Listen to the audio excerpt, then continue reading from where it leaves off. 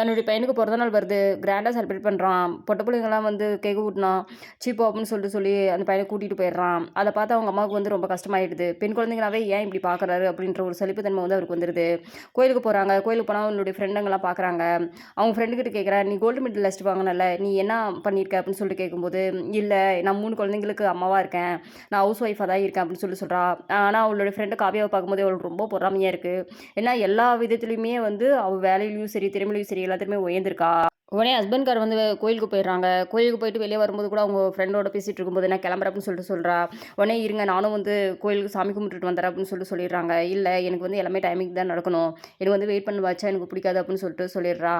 உடனே வந்து பார்த்தீங்கன்னா அவளுடைய ஃப்ரெண்டு வந்து ஏன் இப்படி இருக்கிறாரு அப்படின்னு சொல்லிட்டு யோசிக்கும்போது, நீ வந்து 3 குழந்தைங்களுக்கு தாய் தானே, ஆனால் அதையும் தானே ஒன்று இருக்குல்ல அப்படின்னு சொல்லிட்டு யோசிக்க வச்சிடுறா. உடனே வீட்டுக்கு வந்து அவள் வந்து பைக்கில் வந்துடுறா. வந்தவொடனே என்னென்ன ஏங்க என்னை விட்டுட்டு வந்துட்டீங்க அப்படின்னு சொல்லிட்டு கேட்குறாங்க. இல்லை நீங்கள் தான் உன்னுடைய ஃப்ரெண்டுக்காக தானே நீ அதிக இம்பார்ட்டன்ட் கொடுக்குற அப்படின்னு சொல்லிடுறா. இல்லை நான் போனதுனால தான் நிறைய விஷயங்கள் கற்றுக்க முடிஞ்சுது அப்படின்னு சொல்லிட்டு இவர் வந்து கிச்சனுக்கு போயிடுறா. பின்னாடியே வந்து இவனும் போயிடுறான். போனால் அங்கே இருக்கிற நிறைய டப்பாங்களுடைய பேரெல்லாம் சொல்கிறா.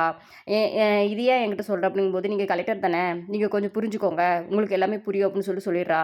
அடுத்த நாள் காலையில் வந்து அவங்களோட பையன் வந்து எழுப்புறான், நான் இனிமேல் ஸ்ட்ரைக் பண்ண போகிறேன், இனிமேல் வந்து எல்லாமே உங்கள் டேடி தான் பார்த்துப்பாரு அப்படின்னு சொல்கிறாங்க. அப்போ தான் ஞாபகம் வருது தன்னுடைய மனைவி வந்து சொன்னது எல்லாமே.